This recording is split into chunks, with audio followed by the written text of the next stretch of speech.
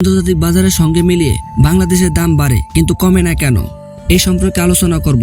তো চলুন শুরু করা যাক। সব পণ্য বাড়ানো হয় ঠিকই, কিন্তু আন্তর্জাতিক বাজারে যখন পণ্যের দাম কমে তখন তার সঙ্গে সামঞ্জস্যপূর্ণ রেখে দেশের বাজারে সেই পণ্যের দাম কমতে দেখা যায় না। রাশিয়া ইউক্রেন যুদ্ধের প্রেক্ষাপটে আন্তর্জাতিক বাজারে দাম বাড়াকে কারণ হিসেবে দেখিয়ে গত বছরের আগস্টে সব ধরনের জ্বালানি তেলের দাম 1,43.5% থেকে 51.5% পর্যন্ত বাড়িয়ে দেয় সরকার। এই সময় সরকারের পক্ষ থেকে বলা হয়েছিল, বৈশ্বিক অবস্থা পরিপ্রেক্ষিতে অনেকটা নিরূপা হয়ে দাম সমন্বয় করতে হয়েছে। এই পরিস্থিতি স্বাভাবিক হলে সেই অনুযায়ী জ্বালানি তেলের দাম পুনর্নির্বাচন করা হবে।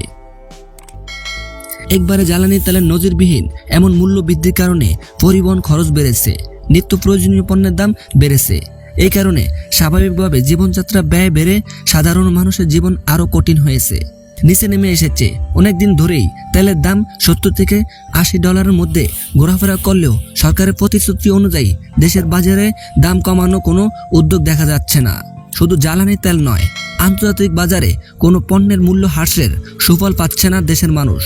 গত মার্চে প্রধান 8টি নিত্য প্রয়োজনীয় পণ্যের আমদানি মূল্য ও খুচরা বাজার তুলনা করে প্রথম আলো প্রকাশিত সংবাদ থেকে দেখা যায়, আন্তর্জাতিক বাজারে সয়াবিন তেল, পাম তেল, চিনি, আটা, তৈরি গম, পেঁয়াজ, মসুর ডাল, ছোলা ও মটর ডাল 8টি পণ্যের দাম রাশিয়া ইউক্রেন যুদ্ধ শুরুর সময়কাল তুলনায় উল্লেখযোগ্য হারে কমলেও দেশের বাজারে তার কোনো সুফল পাওয়া যায়নি।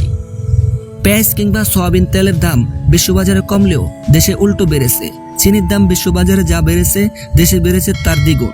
ডালের দাম বিশ্ববাজারে যে হারে কমেছে দেশে সে হারে কমে নেই। এই হলো আমার সোনার বাংলাদেশ। আজকের মতো এই পর্যন্ত। এরকম তথ্যভিত্তিক ভিডিও পেতে হলে থটস অফ আইএল চ্যানেলটিকে সাবস্ক্রাইব করে দেবেন। Thanks for watching.